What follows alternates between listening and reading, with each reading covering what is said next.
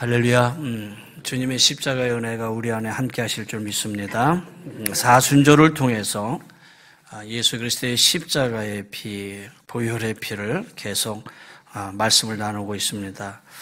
자, 오늘은 예수 피의 화목의 제물, 예수님의 피, 대속의 피, 그 대속의 피가 우리에게 화목 제물 되었음을 한번 말씀을 통해서 함께 나눠보려고 합니다. 여러분, 우리의 몸의 육체가 이 육체 안에서 우리 몸 안에서 흘릴 수 있는 체액 여러 가지가 있어요. 그중에 대표적인 것이 있다면은 땀이 있고 눈물이 있어요. 그리고 피가 있어요. 그렇죠? 그래서 땀과 눈물과 피. 2차 세계대전 때 영국의 수상인 처칠이 국민에게 연설하면서 우리 민족의 승리를 위해서 저는 땀과 눈물과 피를 아끼지 않겠습니다. 그런 연설을 해서 백성들에게, 국민들에게 박수를 받았던 그런 유명한 연설이 있죠. 여러분, 땀과 눈물과 피입니다. 한번 살펴보죠. 땀이라는 게 있어요. 땀은 인간의 노력을 의미합니다. 또 인간의 분투를 의미합니다. 삶을 어떻게든 견뎌내려는 뚝심이 육체적으로 드러나는 모습이 땀 흘림입니다. 성경에 땀이라는 단어가 창세기 3장에 처음으로 등장합니다. 내가 흙으로 돌아갈 때까지 얼굴에 땀을 흘려야 먹을 것을 먹으리니 내가 그것에서 취함을 입었습니다. 너는 흙이니 흙으로 돌아갈 것이니라 하시니라. 창세기에 처음으로 등장하는 이 땀, 노동의 모습을 표현하는 그러한 말씀입니다. 하나님이 본래 인간을 만드시고 다시 말해서 창조하시고 그리고 일하는 것, 노동하는 것, 사실 그것을 즐거움으로 주셨어요. 그래서 하나님 말씀하시기를 나도 일하니 너도 일하라. 하나님이 일하시니 너도 일하라. 그래서 하나님과 함께 에덴 동산에서의 노동은 즐거움이었고 기쁨이었다라는 거예요. 그것이 하나님이 이 창조 역사를 인간에게 맡기신 일이었어요. 그게 바로 노동이었죠. 그런데 인간이 하나님의 말씀에 불순종합니다.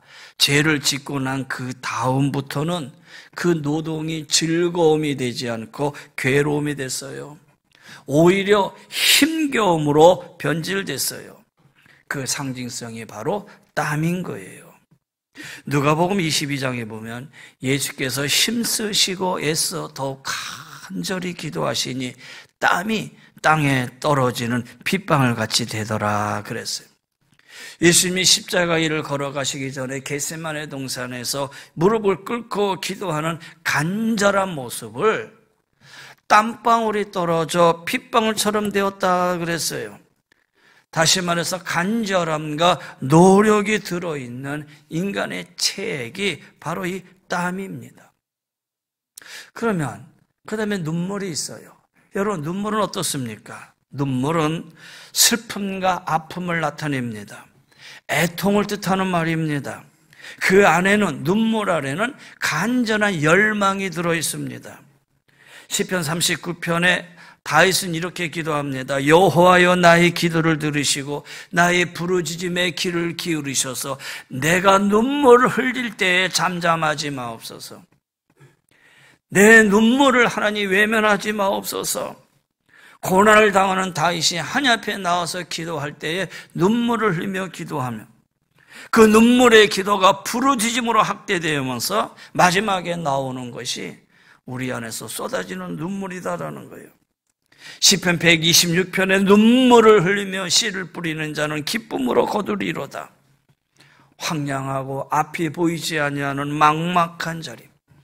이스라엘 백성이 바벨론 포로로 끌려가서 그 포로 생활 70년 동안 아무것도 보이지 아니하는 소망이 끊어진 그 자리에서도 그들은 하나님의 약속을 믿고 눈물을 흘리며 씨를 뿌리면 하나님이 기쁨으로 거둘 때를 허락해 주신다고 하는 그 약속의 말씀을 믿고 기도하는 거예요. 눈물을 흘리며 씨를 뿌린 자는 기쁨으로 단을 거두리로다. 요한복음 11장 35절에도 예수님께서 눈물을 흘리시더라. 예수께서 눈물을 흘리시더라. 신약과 구약을 총망라하고 가장 짧은 구절입니다. 예수께서 눈물을 흘리시더라. 여러분 이 말씀 한마디 여러분 한 구절을 외우신 겁니다. 가장 짧은 구절입니다. 영어 성경은 Jesus wept라고 얘기되어 있습니다. 두 단어입니다. 나사로가 죽었을 때 그의 자매 마르다 마리아와 친지들이 나사로의 죽음 앞에서 슬퍼하는 모습을 보고 예수님은 통보하는 마음이 생겼어요. 그래서 예수님 눈물 흘리시더라. 예수님이 우셨다라는 거예요. 그래서 눈물은 슬픔과 아픔과 애통을 표현하는 그 안에 간절한 열망이 들어있는 것이 바로 눈물입니다. 그러면 이제 마지막 피지요. 여러분, 피는 생명입니다. 피는 생명을 뜻한다고 말씀하고 있어요. 생명을 바칠 수 있는 용기와 헌신을 이야기할 때에 우리는 피라는 단어를 사용합니다. 내 생명을 바칠 수 있는 용기와 헌신, 그때 표현하는 게 이 피라는 단어예요. 그래서 오늘 눈물과 땀보다는 이 피라는 단어는 인간의 책 중에서 가장 강렬한 그런 표현입니다. 그게 바로 피다라는 거예요. 여러분, 우리 몸에 피가 흐르고 있지요? 그리고 피 때문에 살아가고 있어요. 건강한 남성, 건강한 성인, 그 성인의 몸 안에 흐르는 혈액의 양이 약 5리터 정도 된다고 합니다. 우유 한 병이 1리터니까 그러니까 우유 5병이 되겠지요. 5병이 되는 그 혈액이 온 몸을 돌고 있어요. 그래서 인간은 이 피 때문에 살아가고 있어요. 그런데 피가 어느 정도 모자라는 건 괜찮은데 거기에 약 30-40% 해당하는 2리터 정도가 모자르면 쇼크가 옵니다. 그리고 죽음에 이르게 됩니다. 피는 혈관을 통해서 온몸을 돌면서 산소와 영양소를 각 기관에 공급해주는 역할을 하고 있습니다. 또 피는 노폐물을 거두어서 신장을 통해 배설할 수 있도록 하는 것도 피가 하는 일입니다. 그것뿐만 아니라 호르몬을 운반하고 외부에서 병균이 들어오면 방어체제를 만들기도 합니다. 우리 몸의 36.5도씨의 체온을 유지할 수 있게 하는 것도 피입니다. 그래서 피와 관련된 질병은 우리 몸에 아주 치명적인 위협을 가합니다. 혈액암이라고 불리는 백혈병. 여러분, 그 백혈병은 비정상적인 백혈구가 우리 혈액 안에서 증식되어지는 질병입니다. 성인병이라고 불리는 당뇨병. 인슐린 작용이 원활하지 않아 혈액 내에 당분이 과도하게 증식되어지는 그러한 질병입니다. 빈혈이 있습니다. 빈혈은 혈액 내 헤모글로빈의 농도가 낮아져서 생기는 질병입니다. 혈우병이 있습니다. 혈액을 응고하는 인자가 부족해서 한번 상처가 나서 출혈이 되면 피가 멈추지 않는 유전적 질환입니다. 후천성 면역 결핍 증후군이 있습니다. AIDS죠.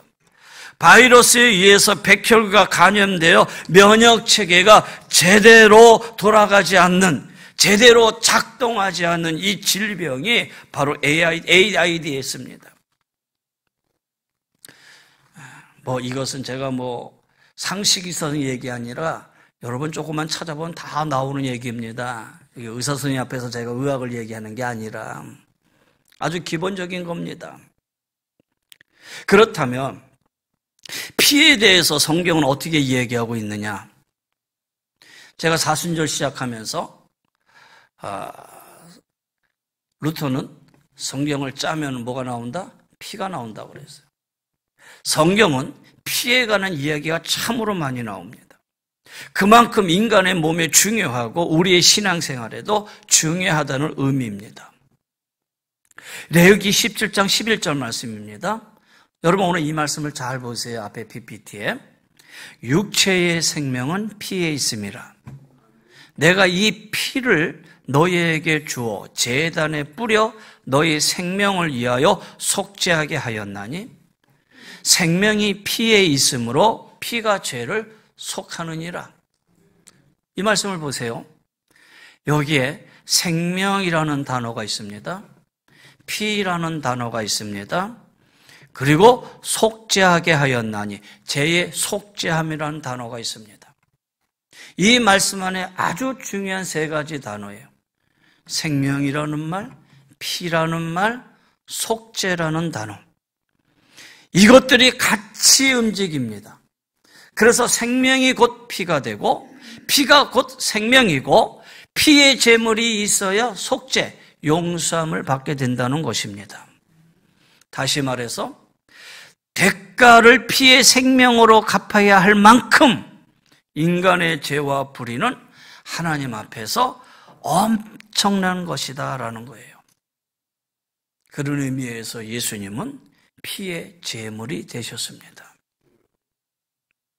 사도 바울은 이 예수님의 이 피의 제물을 여러 가지로 표현합니다. 속죄 제물, 화목 제물, 희생 제물 이렇게 표현합니다. 그렇다면 예수님의 십자가에 죽으신 이 피의 제물을 그러면 성경에서 말할 때는 도대체 어디에서부터 기인되어서 어디서부터 전승되어서 내려온 것이냐? 왜냐하면 그냥 앞뒤 없이 탁 나온 얘기가 아니기 때문이에요. 예수님의 이 피의 제물은 이미 오래전부터 우리에게 전승되어져 내려오는 이야기예요. 그것이 바로 유월절 어린 양의 전승이에요. 유월절 어린 양, 제가 사순절 시작하면서 첫 번째 설교했던 내용이죠. 이스라엘이 종되었던 애굽 땅에서 탈출하게 됩니다. 하나님은 모세라는 인물을 택하시고 그에게 고통받는 내 백성 저 이스라엘 백성을 구원하라 명령하십니다. 그리고 사명을 부여받은 모세는 애굽의 왕 앞에 가서 바로 앞에 서서 우리가 하나님의 백성이다. 하나님께 예배드리기 위해서 우리는 애굽을 떠나 저 광야로 나가겠다. 내 백성을 내보내달라 요청을 합니다. 근데 바로 왕은 모세의 이 요청을 거절합니다. 결국 하나님은 모세를 통해서 그 애굽 땅에 재앙을 내립니다. 첫째, 둘째, 셋째, 아홉째 재앙까지. 그러나 바로의 마음이 움직이지 않습니다. 그때 마지막 10번째 재앙을 내리는데 그 10번째 재앙이 애굽 전역에 있는 장자, 사람은 물론이거니와 짐승에 이르기까지 첫 번째 장자는 다 죽는다고 하는 장자의 죽음의 재앙이었어요. 근데 이 재앙이 유대인들에게는 면제된 것이냐? 아니에요. 이 재앙은 유대인이나 애굽인이나 똑같이 내려지는 것이었어요. 그런데 하나님께서 유대인들을 면제해 주시겠다고 말씀해 주시는 거예요. 하나님이 유대인들에게 면제해 주시겠다는 그 말씀이 출애굽기 12장의 말씀이에요.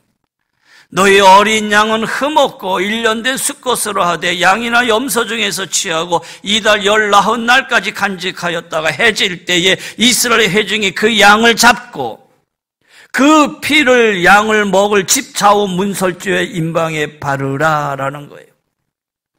양을 잡아서 그 양의 피를 좌우 문설주의 임방에 바르라. 양을 잡아 먹을 그 집에 양은 잡아먹되 그 피만큼은 집에 들어오는 입구에 바르라라는 거예요. 드디어 하나님의 10번째 재앙을 위해 보내신 죽음의 천사가 이스라엘 백성과 애굽 백성을 향해서 올 때에 임방과 문설주에 양의 피가 발라진 것을 보고 누군가 죽었구나.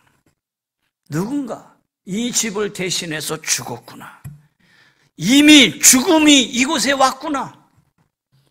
누가 죽어 이미 죽음이 이곳을 왔기에 이 피가 여기에 묻혀 있구나. 그리고 천사가 그 집을 넘어가는 거예요. 그래서 이 절기를 너물류 건너갈 월 이렇게 사용해서 유월절, 영어로는 패스오버 이렇게 얘기합니다. 하나님이 이 피를 통해서 죽음의 천사를 뛰어넘게 했다라는 거예요. 누군가 이 피에 이미 죽음이 왔다라는 거예요. 두 번째, 이스라엘 민족에 내려오는 전통은 욤키푸르입니다. 이스라엘 대속죄의 날입니다. 대제사장이 숫양 2마리를 잡습니다. 숫양 2마리를 잡고 한 마리는 성막 안에서 잡아 속죄 제물로 드립니다.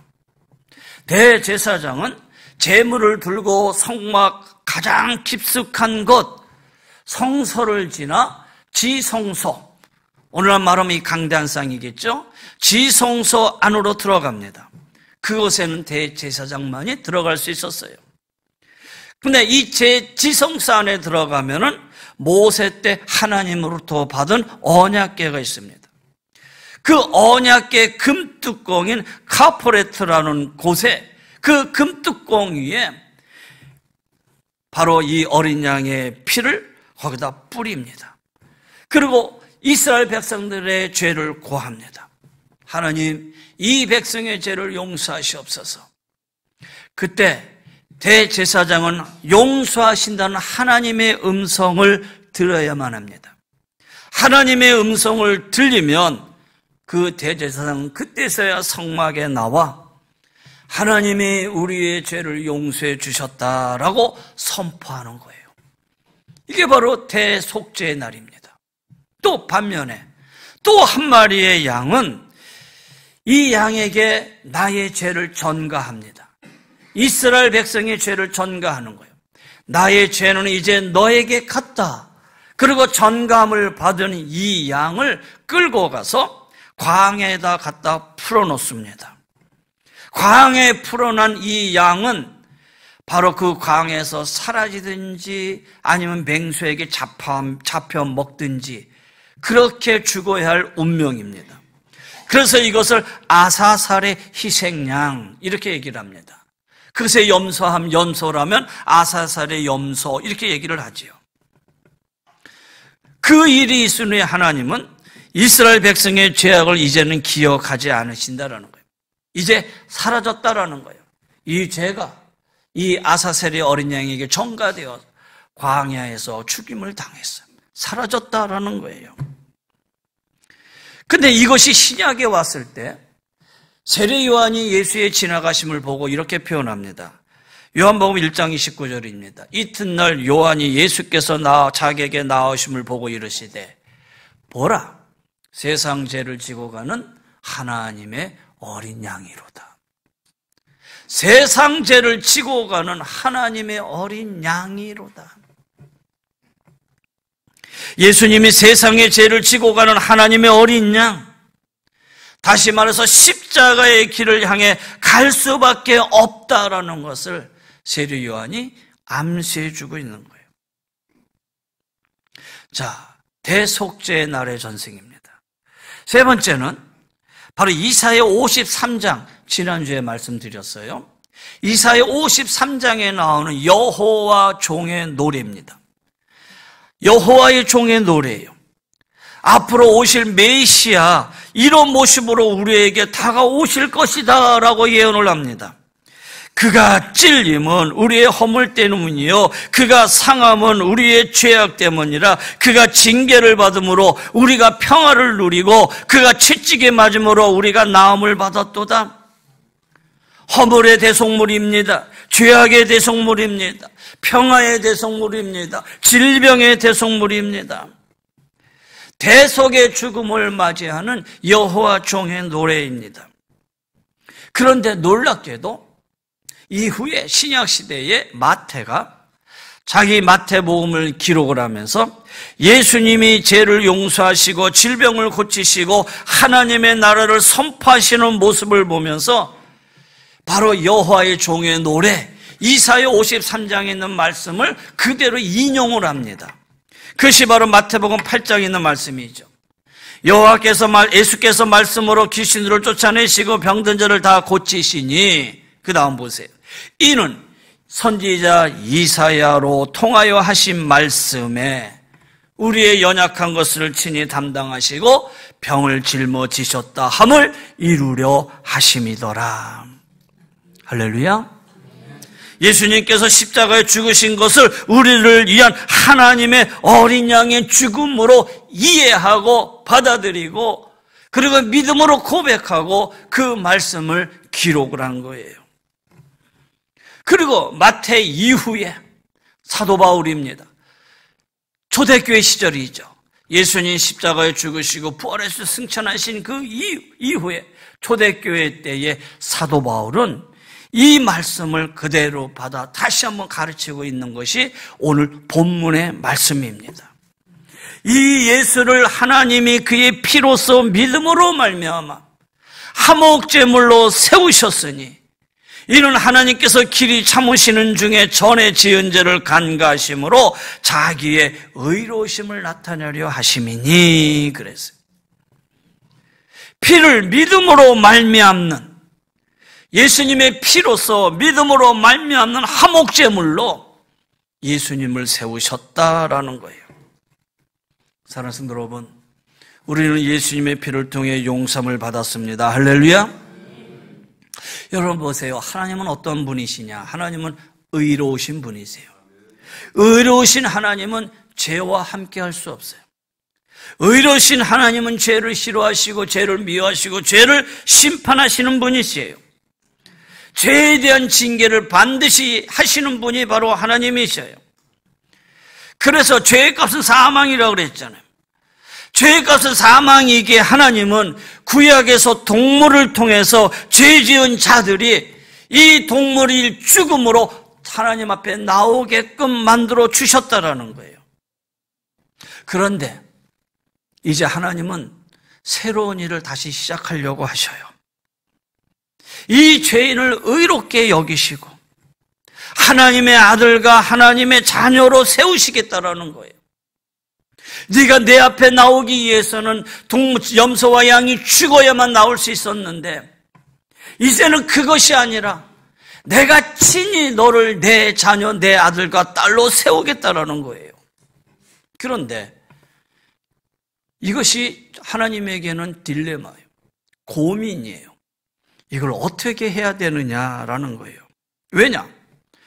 말씀드린 대로 하나님은 의로우시니 죄를 심판하셔야 되는데 죄인인 인간을 사랑하셔서 당신의 자녀로 삼으시겠다?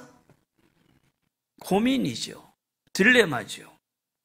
그런데 그 가운데 하나님이 세우신 방법이에요. 하나님이 찾으신 방법이에요. 그 방법은 뭐냐? 바로 자신이 이 땅에 성육신하신 거예요. 자신이 하나님의 아들로 이 땅에 오시는 거예요. 그래서 하나님의 아들 흠없는 예수 그리스도를 십자가에 달리게 하는 것이었다라는 거예요. 피의 화목제물과 속죄제물이 되게 하셔서 인간이 받아야 할 죄의 대가를 모두 예수님에게 전가시키는 것이에요. 그래서 예수님의 십자가를 바라보고 믿는 사람들에게 용서받음의 특권을 주시고 하나님은 하나님의 아들과 딸로 세우시고 바울은 이것이 예수 그리스도를 믿으면서 깨달은 복음의 핵심이었다는 거예요. 사랑하는 성도 여러분, 예수 그리스도의 십자가 속에 우리의 죄, 아니 나의 죄가 있습니다. 할렐루야. 나의 걱정과 근심과 탄식과 신음과 두려움이 다 십자가에 달렸습니다. 나의 연약함과 무지함과 어리석음이 십자가에 달렸습니다. 그래서 십자가를 통해서 나를 회복시키시겠다고 하나님이 말씀하고 계십니다. 이것이 바로 우리가 예수 그리스도의 십자가를 바라봐야 하는 이유인 것입니다. 이 시간 주님의 십자가를 바라보시기를 바랍니다. 로마서 오늘 본문 26절에 보세요. 3장 26절에 보면은 3장 26절에 곧 이때에 자기의 의로우심을 나타내사 자기도 의로우시고 또한 예수 믿는 자를 의롭다 하려 하심이라. 하나님은 하나님의 의롭고 예수 믿는 자도 의롭게 하시는 그 중심에 흠이 없는 아들 예수 그리스도를 내놓으셨어요. 하나님은 이 같은 사랑이 너무나 크고 위대해서 사도 바울은 하나님의 그 크신 사랑을 찬양하지 않을 수 없음을 외치고 있던 것이었죠. 그게 바로 오늘 본문의 말씀입니다. 후에 히브리서 기자는 이렇게 얘기합니다. 염소와 송아지의 피로 하지 아니하고 오직 자기의 피로 영원한 속죄를 이루사 단번에 성소에 들어가셨느니라. 이제는 짐승의 피가 아니에요. 매번 드려야 되는 짐승의 피가 아니라 반복되어지는 피의 제사가 아니라 예수님 자신이 어린 양이 되어 십자가에 달려 죽으심으로 한 번에 단번에 끝내셨다라는 거예요. 믿음의 선배들이 기뻐하며 노래하게 된 것, 이러한 사실 때문인 거예요. 예수 그리스도 그분이 우리의 주님이시고 하나님의 아들이시고 우리를 향한 사랑의 증거였다는 사실을 깨달았기 때문에 믿음의 선배들은 이 예수 그리스도의 십자가의 은혜를 찬양하지 않을 수 없었던 거예요. 사랑하는 성도 여러분, 화목제물이 되신 예수 그리스도를 바라보십시다. 우리가 예수님을 바라보는 것 하나님이 원하시는 거예요. 예수님이 하나님의 아들이심을 믿고 예수님이 우리를 하나님 앞에 나아가게 하는 화목제물임을 깨닫고 하나님 앞에 나아가는 것 우리 하나님이 원하십니다. 예수님 안에, 예수님이 흘리신 피 안에 우리의 구원이 있습니다. 아니, 나의 구원이 있습니다. 우리의 생명, 아니 나의 생명이 있습니다. 우리의 죄의 용서, 아니 나의 죄의 용서가 있습니다. 우리의 치유하심이, 아니 나의 치유함이 그 안에 있습니다. 그리고 그 예수님 앞에 서는 것이 오늘 우리의 예배인 것입니다. 할렐루야. 우리는 예수님 앞에 서 있습니다. 오늘 예수님 앞에 서서 예배함이 바로 우리 안에 구원이 있고 용서함이 있고 생명이 있고 치유함이 있기 때문입니다. 그것은 바로 예수 그리스도의 십자가를 바라보는 믿음이 우리 안에 있기 때문인 거예요. 사랑하는 성도 여러분, 죄책감에 우리를 억누르고 우리를 답답하고 있지는 않습니까? 혹이나 내 속에 두려움이 문득문득 살아 움직이고 있지는 않습니까? 불만과 불평과 근심이 늘 나를 사로잡고 있지는 않습니까? 왠지 괜한 분노와 괜한 미움이 나를 끊임없이 몰아치고 있지는 않습니까? 여러분의 육체의 연약함이 여러분을 고통스럽게 하고 있지는 않습니까? 오늘 주님께서 우리에게 이렇게 말씀하십니다. 아무개야, 내 무거운 짐을 다 내게 갖고 오라.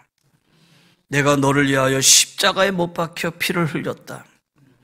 그러므로 나의 이 피로 너희가 구원을 받고 생명을 얻고 치유받았음을 선언하면서 살아라. 이것이 하나님께서 우리에게 주신 말씀이고 우리에게 주신 약속이고 우리에게 주신 명령입니다. 사랑하는 성도 여러분, 예수님을 바라보고 사십시오. 예수님의 십자가를 바라보고 사십시오. 예수님은 우리의 생명의 근원이십니다. 예배를 마치고 영적인 전투장이 이 세상을 향해 나갈 때에 여러분 다른 거 아닙니다. 예수님의 이름 십자가를 붙드시고 나가셔야 됩니다. 예수님의 보혈의 능력을 붙드셔야 합니다. 여러분 이렇게 기도하십시오. 하나님, 성령님, 예수님의 보혈로 나를 덮어 주시옵소서. 내게 있는 죄악을 다 덮으시고 이제 하나님의 사람으로 믿음의 사람으로 세상을 향해 나아가게 하시옵소서. 여러분 이런 믿음을 가지시고 우리의 화목제물이 되신 예수 그리스도, 그 안에 생명이 있고 그 안에 구원이 있고 그 안에 기쁨이 있고 그 안에 죄사함이 있고 그 안에 우리의 치유함이 있음을 믿고 믿음으로 승리하며 나가는 우리 사랑하는 귀한 성도님들 다 되시기를 주의 이름으로 간절히 권면하며 축원합니다.